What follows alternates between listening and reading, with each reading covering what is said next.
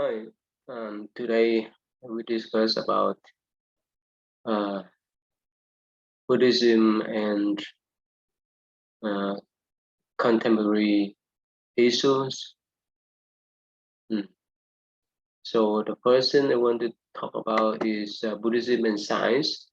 So basically, Buddhism do not reject the benefit of science.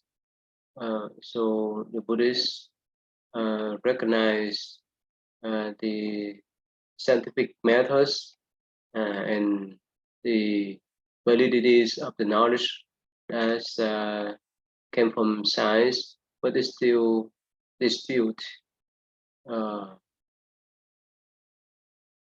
uh, and argue about how to uh, validate uh, the science approach. So again, it's put the questions on the validity of the objective observation. Most of the time for common people, we think that uh, as an observer, we are unchangeable person, but that's not the case. Things are in contents changing. So not only the observer is changing, but the object of the observer are changing too. So everything is depend upon how the mind view the objects, and that perception varies from moment to moment, and those perception differ from uh, person to person.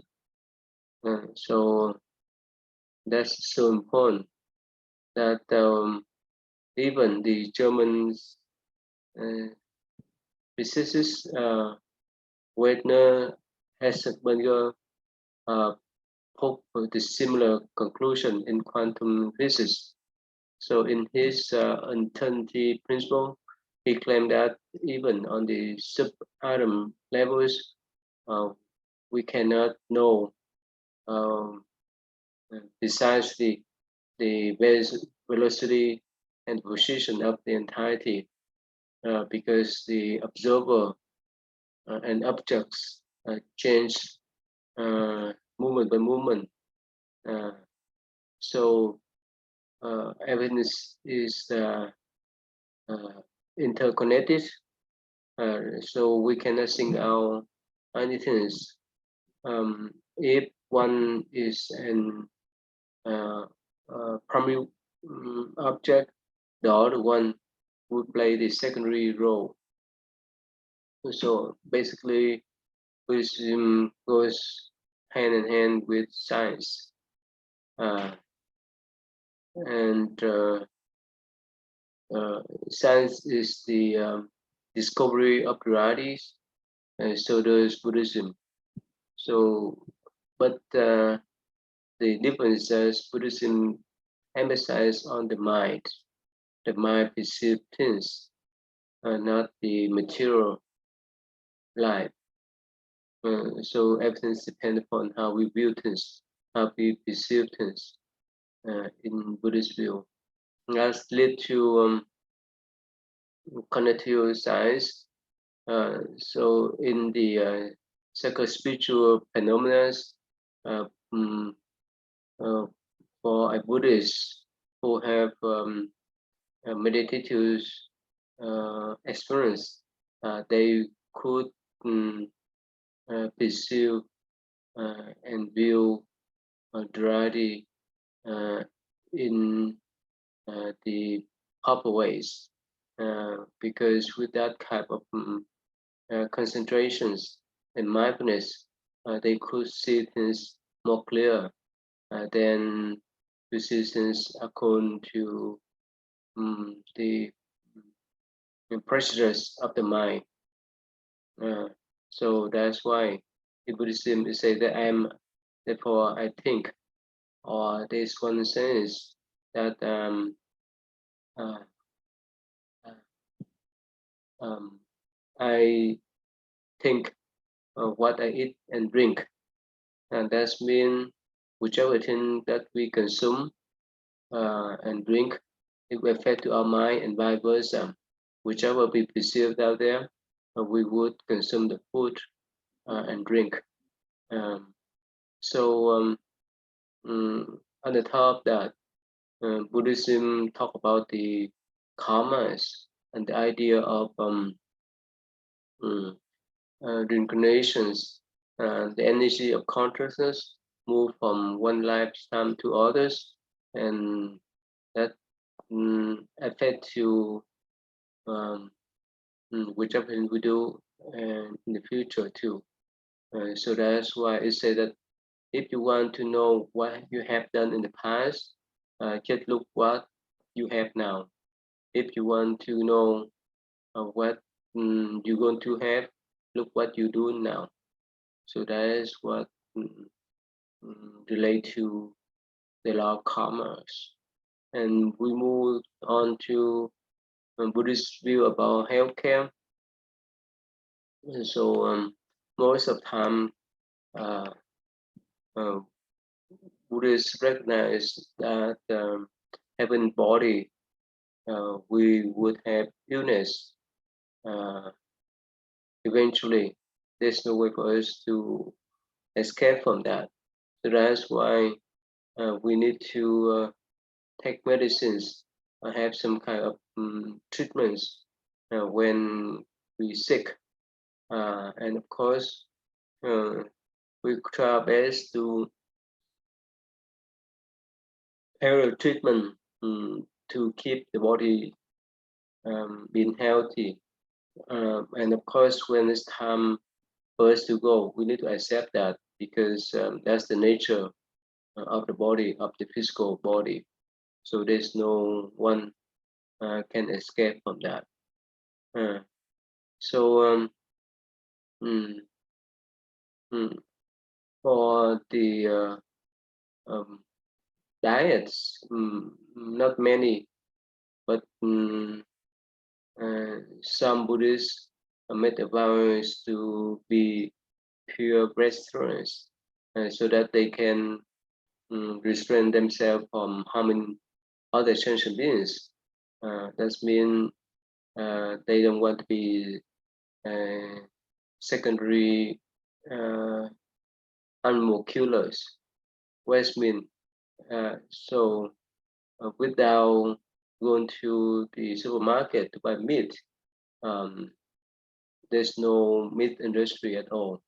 So we are uh, the secondary meat killer because of our demand.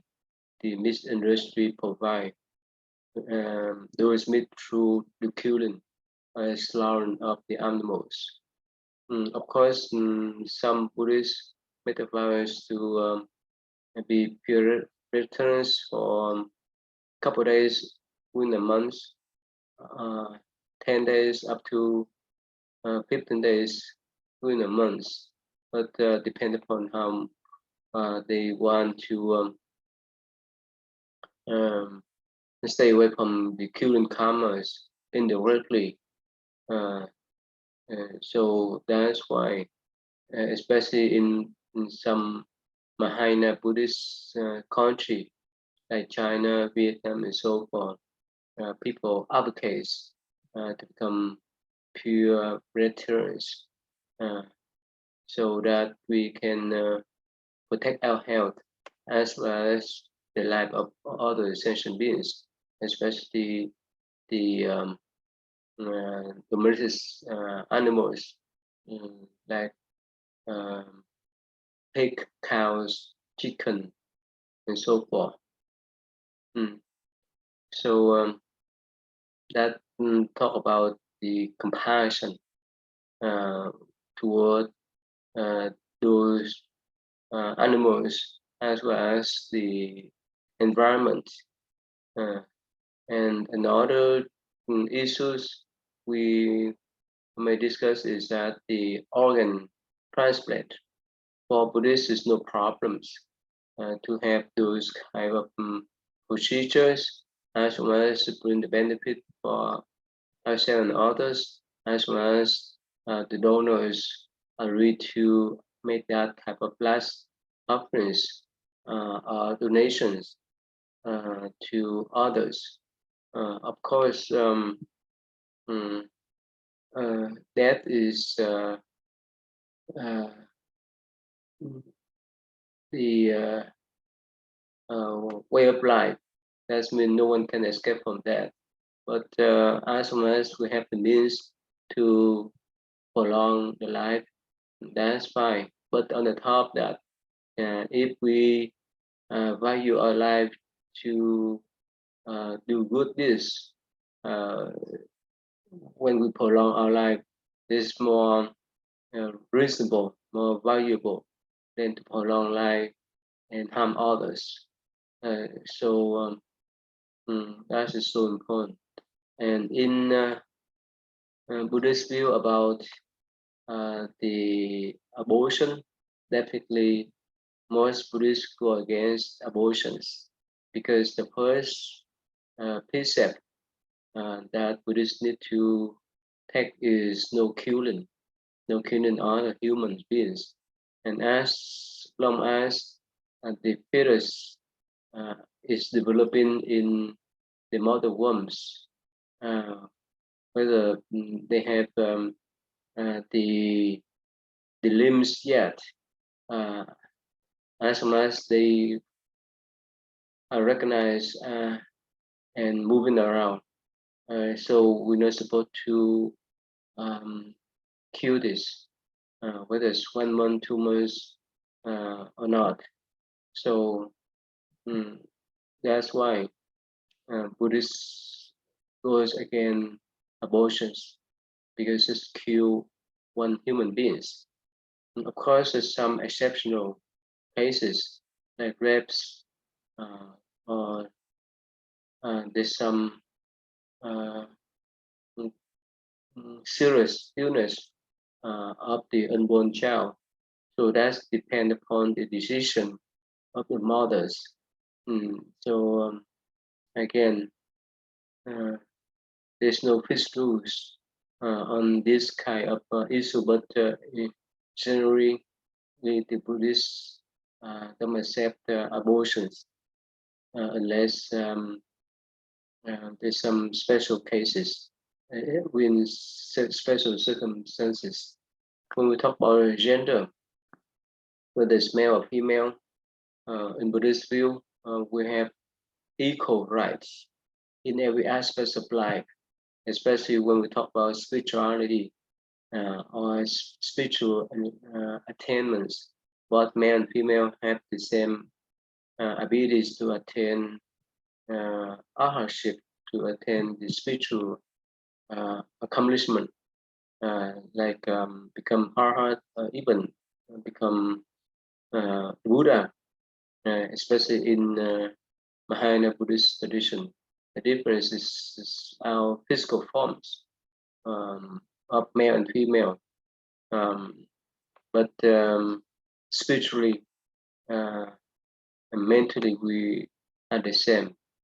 So that's why, uh, regardless of who we are, we can practice the way we can um, develop our spiritual uh, uh, inclination. We can accomplish our spiritual goal equally. And when we talk about the race, uh, or even based on the colors of our skin, again in Buddhism, and that's not the case. Uh, Regardless of who we are, whether we are Vietnamese, Chinese, American, and so forth, whether we are white, black, yellow, and so forth. Uh, yes, we are different externally, but internally we're the same. We have the same potential to become arhat. We have potential to become Buddhas. We have the same potential to walk on the spiritual path. We have potential to achieve the spiritual uh, uh, enlightenment. So that's so important. In Buddhism, mm, uh, so that's what we call the qualities. And with that type of understanding, we respect everyone regardless of where they came from and who they are. Mm. And the next one, we talk about Buddhism and psychology. So Buddhism includes the analysis of human psychology, emotion, cognition, behavior, and motivation, along with therapeutic practices. So Buddhist psychology go hand in hand with Buddhist ethical and philosophical wisdom. So the goal of Buddhist psychology is to bring the healthy and virtual lives for the people, whether they are monks or lay people. Yeah. And another one is to attain nirvana, or the complete absence of sufferings. Um, uh, so that is two main goals of this psychology. So when we talk about psychology, it talk about how to help people to handle their mentality. So that's why Buddhism and modern psychology have multiple overlaps uh, points. So that's why um, hmm, and the common goals of Buddhist psychology and modern psychology to relieve the sufferings of the patient or the people.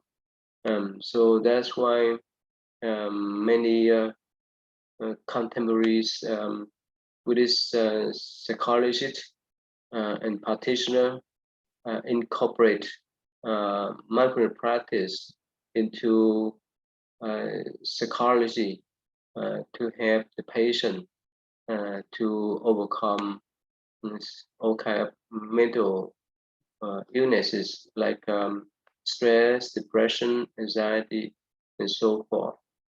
So let me share with you a video clips that a professor from Princeton explained how Buddhism relates to modern psychology.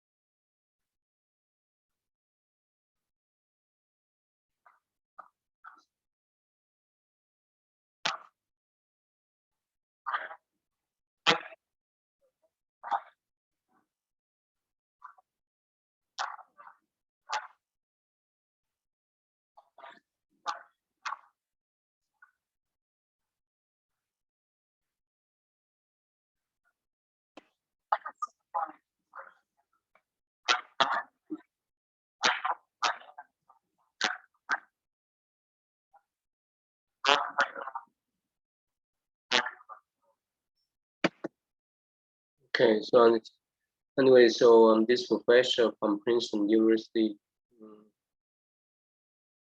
teach Buddhism and modern psychology. So this is introduction for the course, and he explained how Buddhism correlate or connect with modern psychology in a centered form.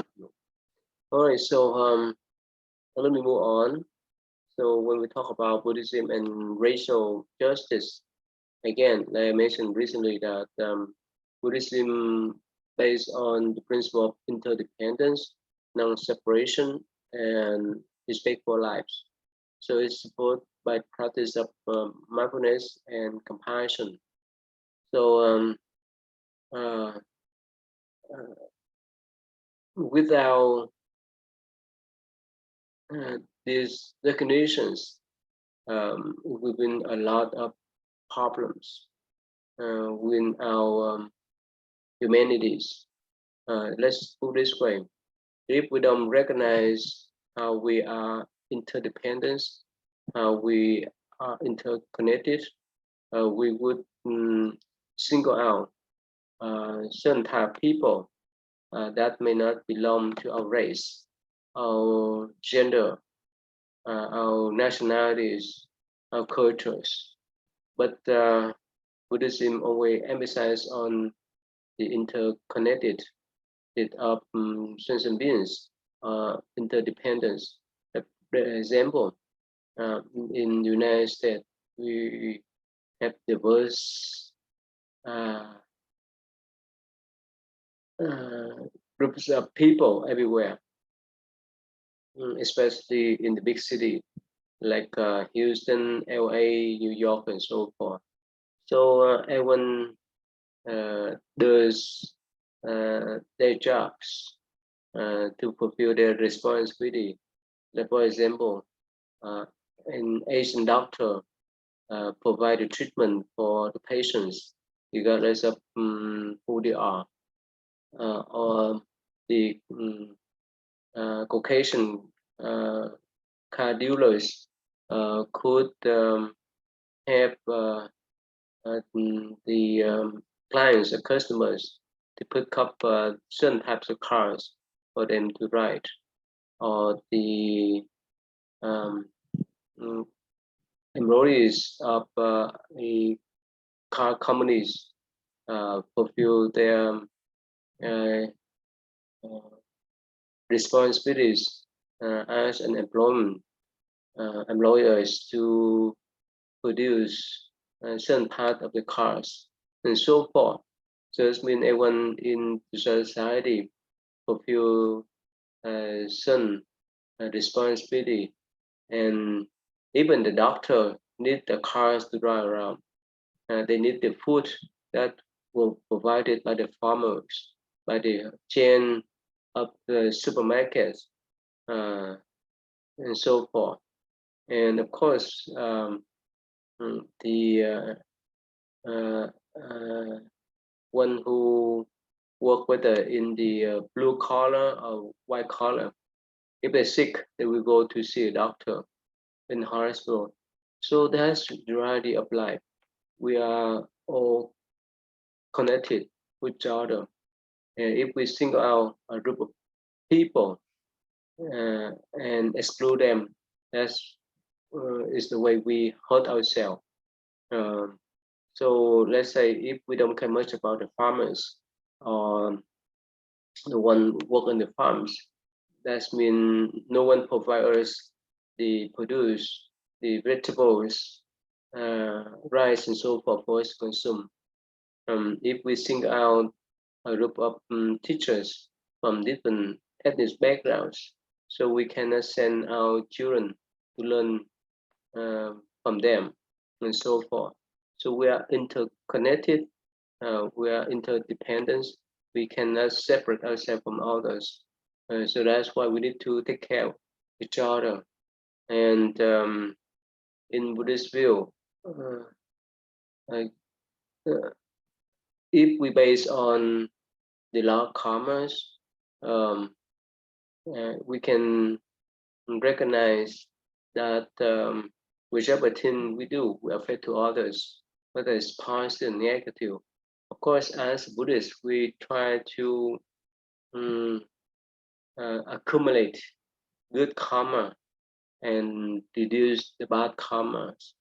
For example, when we talk about the racial profile, if we came from the privileged groups of people, and we know that with that type of privilege, we have the advantage of working, studying, and so forth.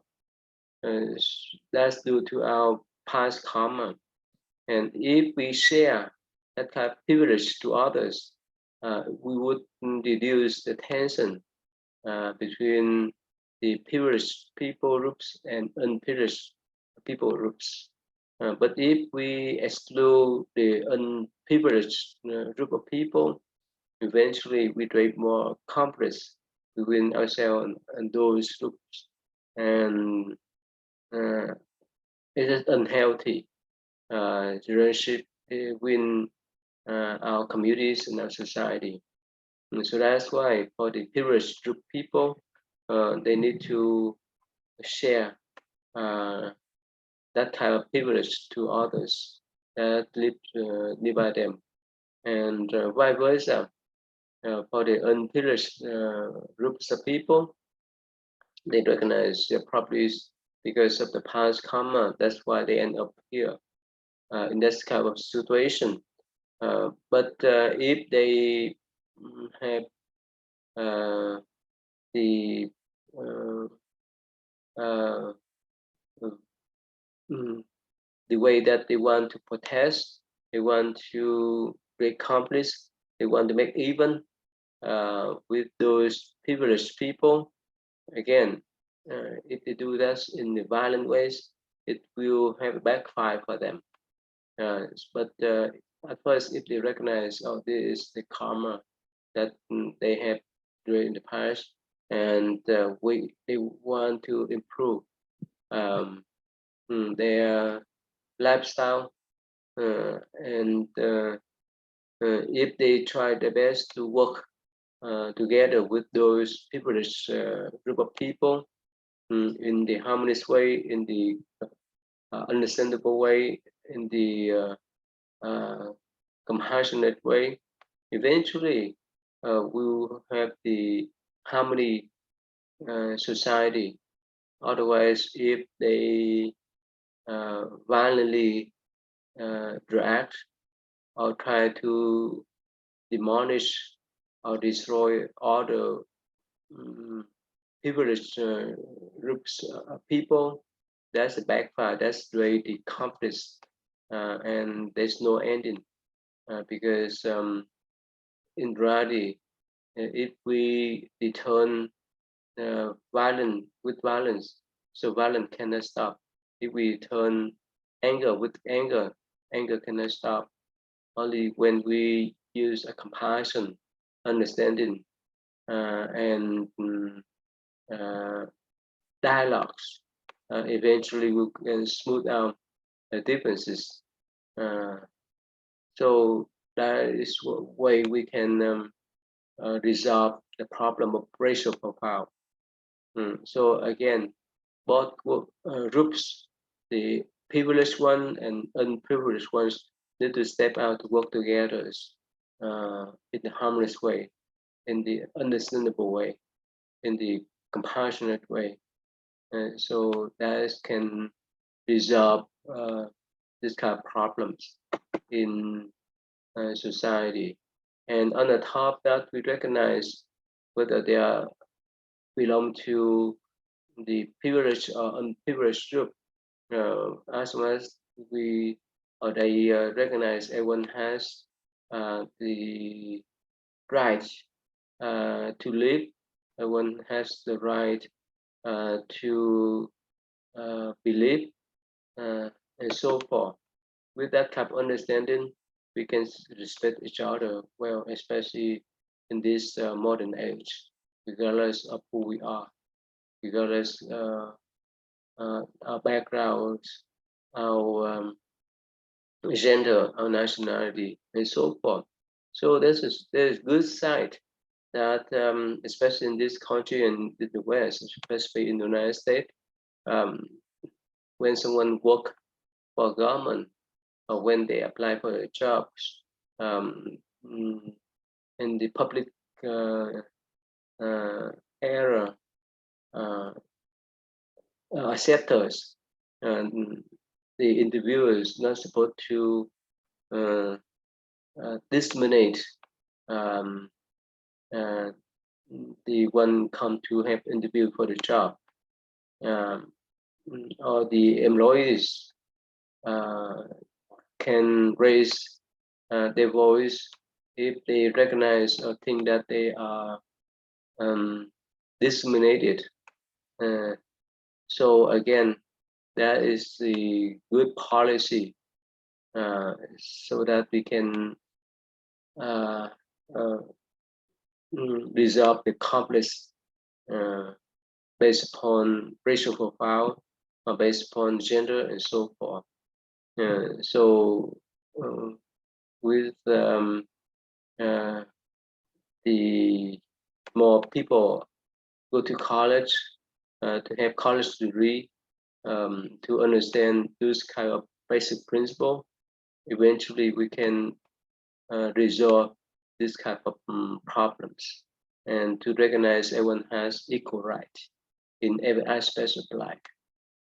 So whether we come from privileged or unprivileged group of people, as human, we have equal right in every aspect of life.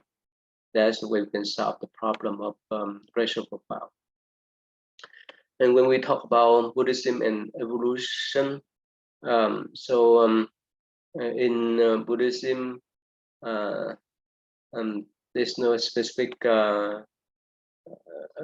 teaching about evolution, but the important thing is that we need to recognize everything is changing, whether it's moon up or whether it's moon down.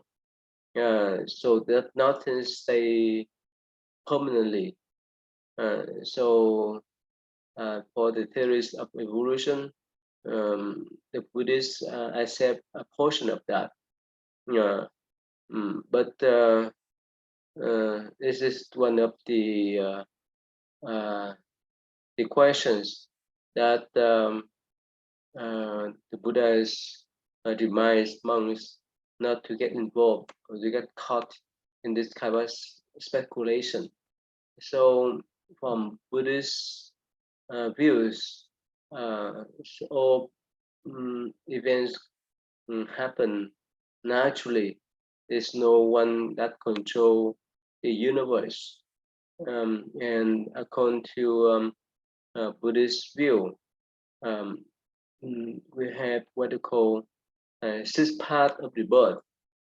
We may be born in heaven, and remember, there's many levels of heavens, many types of celestial beings.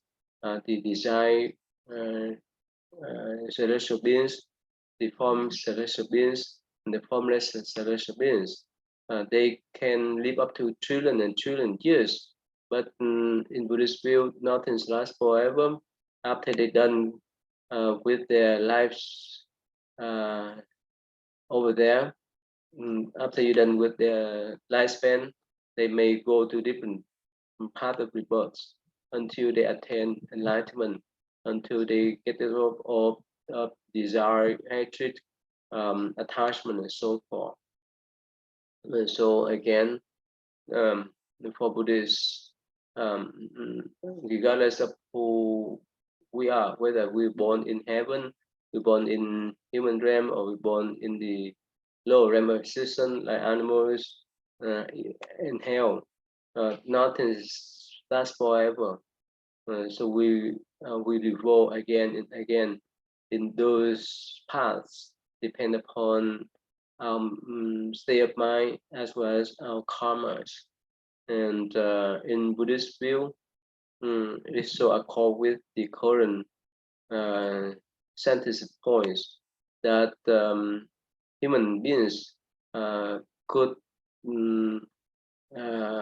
be evolved from the low species like apes and so forth. This is one of the way to understand life, and human could come from different planets.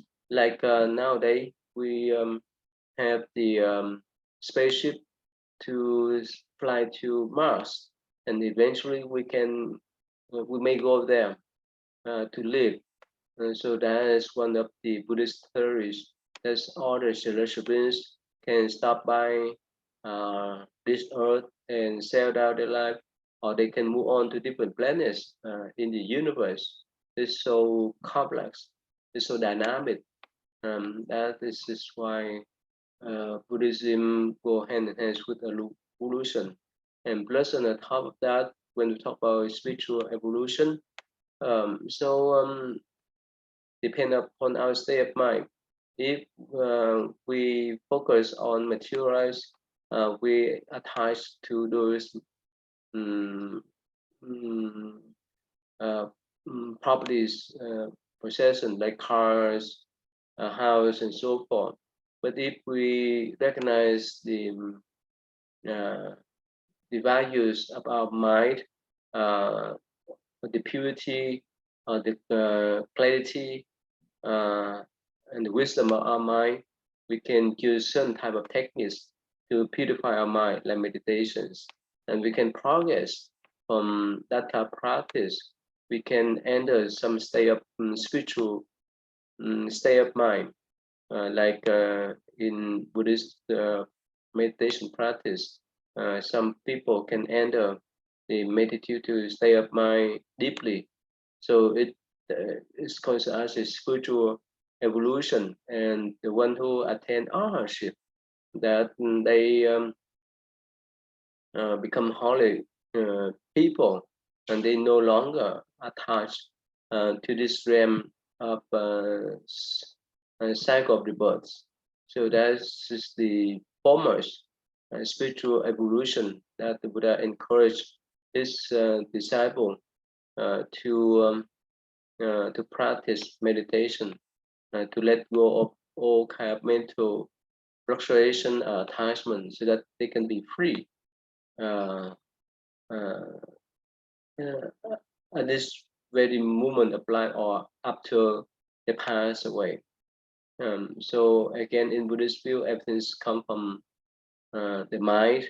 If the mind is deluded, uh, it will cover the wisdom that we need to develop. If we could use the methods of meditation to purify the mind, we can advance our spiritual evolution to the complete way. That means to become arhat, to become holy person, or even to become Buddhas. So all Buddhas in the past, present, and future want us to become Buddha like them. That is the ultimate goal of a spiritual evolution. And the next one I will talk is the concern about environment in Buddhist view. So we know that uh, we are so interdependent with each other in human realms, as well as coexisting with the nature. If we don't recognize us and we harm the environment, that means we harm ourselves. For example, if we cut down trees, and remember trees is considered as the lung of our earth, so um, we will affect to our environment. And of course, nowadays we have global warming, wind effect. Uh, that's mean the earth getting warmer, and it create all kind of flooding everywhere around the earth, around the globe, and not only in Vietnam but also in America and so forth. And so that's why we need to take care of our own earth, and that is our home.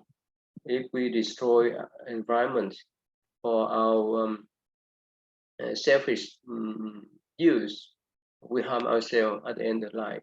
It's like if we cut down the trees, we contaminate the ground, um, and of course, we bring that kind of disaster to ourselves.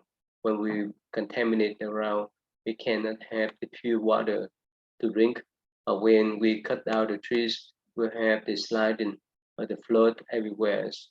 Um, if we pollute the air, we harm our lungs, we harm our body and mind. So that's why we need to take care of our planets, because the planet is our own home, and that is not the responsibility of the government, but it's the responsibility of everyone um, on Earth. So if people pollute um, the air in China, it will affect eventually in America and vice versa. If something wrong, one burn the forest in Amazon is up South America, it may affect to the global warming too. And if the industrial countries like United States and some European countries would do so much pollution from their transportation, like the cars, it will affect to the whole world with the global warming and pollution and so forth. Also, let me show you a short video clips about how Dalai Lama view uh, the uh, connection between Buddhism and environment, how we need to care for our environment. Time always free. No time, no reality there.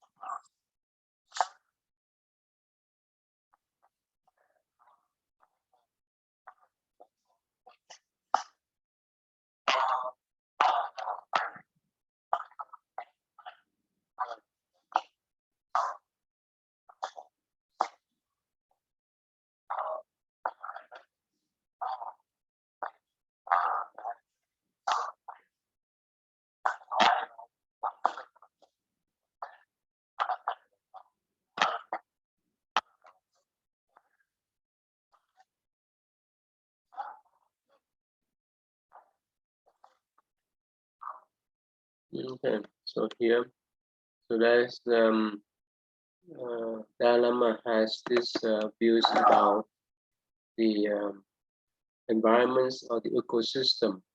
Again, whichever thing we do will affect to others in every part of the world. So if we use too much oil, processed energy, it will affect our environments. Okay, so we need to take care of ourselves. We need to take care of our environments. We need to take care of all the people. We need to take care of animals. So everything's come to assistant, and we are co-assistant. We are interdependence. We can separate ourselves from environment. We can separate ourselves from others. We can separate ourselves from others species, animals, and so forth. So that's why, in order to survive on this earth, we need to understand that type of interdependence. So let me move on to other issues that let's say Buddhism and politics. Again, when we talk about politics, it divides people. Especially in this country, we have two main groups. One is Democrats, another one is Republicans. So if we stay on one side, we criticize other side and vice versa. So that creates the conflict, uh, uh, and this is never-ending conflicts. So when we talk about politics, we need to recognize that everyone has the same right, have equal right. And if we want people treat us in one way, we need to treat them in the way that we want other people treat us. So we need to go beyond the political system of being certain party, being member of certain parties. So with that type of views, we can bring people together. Otherwise, as we have that view of mind that oh, I belong to this party, I don't want to join with other parties. criticize the one that don't belong to my parties.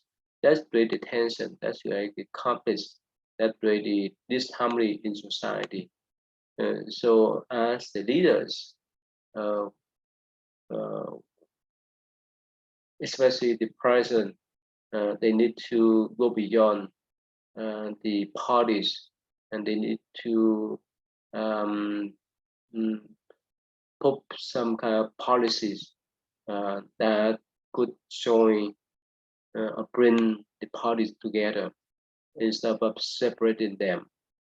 So that's the way the society can be peaceful, can be harmonious.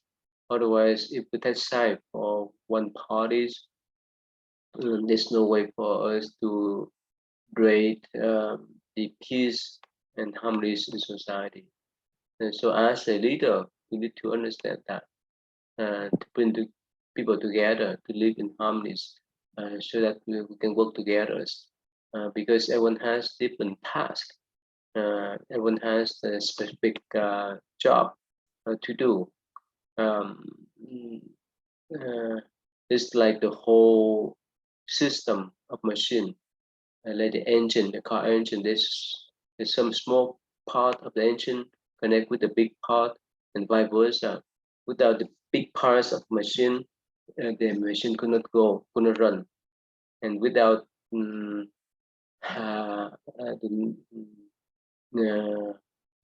uh, small part of machine could not run. For example, even like this laptop, computers, we need the screen, we need the keyboard, we need the motherboard, we need the chip, and so forth to put together as the components, so that we can run these computers. And on the top of that, we have internet service, we have modems, routers, and so forth, so that we can use um, mm, the internet uh, whether in direct way or in direct way. So again, that's what life's about. When we talk about the politics, if a good leaders, they need to unite people, that is separate them by viewing things beyond the parties, uh, so that everyone can work in this common cause. Otherwise, if one party want to do this, another party want to do that, and this rate, um, the split uh, between these two parties, especially like in the United States, and it create all kind of conflicts, all kind of protests, all kind of fighting, uh, for this in violent way or non-violent ways. It's still that type of conflict still persist in society. It's not easy to move on. So it's like again like the whole machine. They need to work together. This small part of the machine need to work in harmony with the big part. The screw need to work with the bells of the engine and so forth. So there's politics. So that's what Buddhists feel about politics. Has been people need to go beyond the party lines to work together. Mm. And uh, of course, Buddhists provide some guidelines for the leaders, like they need to abide some moralities, like right speech, right action, and right livelihood. Right speech that they're not supposed to tell lie, not supposed to have abuse to uh, words. Um, mm, mm, they're not supposed to divide people for their own benefit. And right action, that's mean they're not supposed to encourage other people to kill, to harm each other. Um, to steal and so forth. And right livelihood again, the government need to provide the proper education for citizen to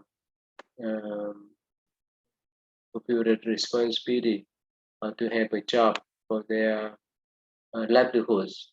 Mm. So anyway, so that's Buddhist idea for uh, uh, politics. And let me move on to the next one. Uh, mm, so when we talk about uh, oh, one thing I want to mention is that as the leaders, if they based on their dread of power, their attachment to the power, their attachment to uh, the wealth, and they don't care much about other people, eventually they would not uh, or they cannot hold to their power, to their position in society. Uh, that's what we talk about the people power. Uh, that's mean uh, I mean that the officers, whether they're governors, um, mayor, congressmen, and so forth, they recognize that they work for the common route or benefit of their own people. If they attach to the power, if they don't pay attention on the problems of their people that they represent, eventually they lost their election.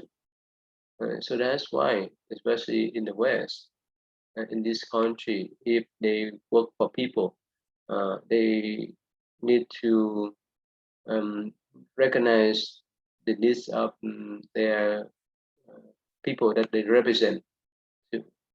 Otherwise, they may not be elected. And so, if they try to grasp the power, if they try to um, uh, to go against the people will, eventually they would lose the election. So they need to understand that with their position, they need to work and represent for their people properties. If they just work for their own cause or their own self-interest, again, will vote them out. So that's is in line with Buddhist views that as a leader, we need to care for the one that follow us. We serve all the people uh, with that kind of understanding. People would love to vote for us. But if we ascend to the ladder of the power, we use our power, our position for our own advantage. If people recognize us again, they will vote us out.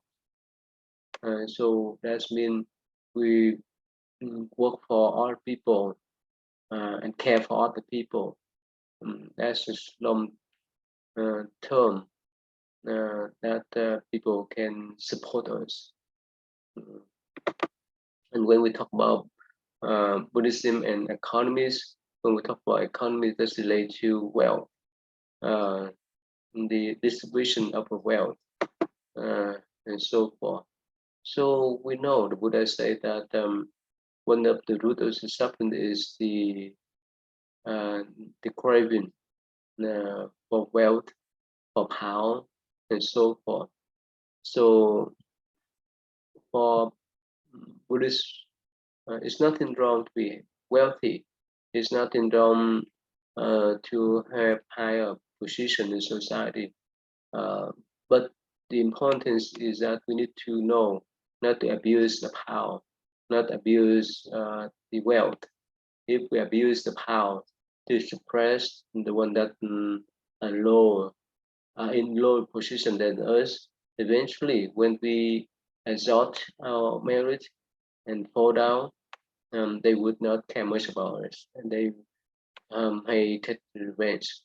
And when we have the wealth, we need to share with other people, especially the poor and the unfortunate one. Otherwise, uh, their life may affect us. For example, if we live, if we are wealthy and live amongst the neighbors, as many of them so poor, and because of their poverty, they may try to break in our house. They may try to harm us in the way that um, they want to take things away from us, and so forth. So in order to um, mm, resolve that type of problems, we need to distribute the wealth um, equally, evenly, depend upon uh, their effort, their works, and so forth. Or especially for the homeless people, we need to help them out because who knows, they may harm us if they see uh, uh, the difference uh, in wealth. But when we help them out without sympathy, without compassion, they understand that we recognize the problems in society and they may not harm us. So that's the whole idea. Plus, if we can create the conditions for them to find good jobs, to get out of that type of poverty, that is a good way for us to solve the problem of poverty in our society, especially in this country, as we have the social welfare system that support the poor and encourage them to work. Uh, Otherwise, in some third world countries, uh, many poor people working on the street, and there's great imbalance, inequalities in society economically. So in Buddhist view, no matter what happened, we need to share our wealth. We need to share our fortune to other people. And that is the way we can bring the benefits for ourselves and others. So that we can bring the happiness to ourselves and others. Um, when we enjoy our power and wealth, and if we don't share, eventually our wealth and position may be changed or may be depleted because of the conflicts, inequality in society. Other people from low uh, position, or the one that are poorer than us, they may protest, they may raise all kind of problems. So as much as we understand and be compassionate toward those people, to share the wealth, to share uh, our position and so forth, um, people would recognize and protect us. So that's the whole idea of Buddhism and economy. So let me stop here, and I will discuss more about how Buddhism affect to people in the West next time. Okay, see you then.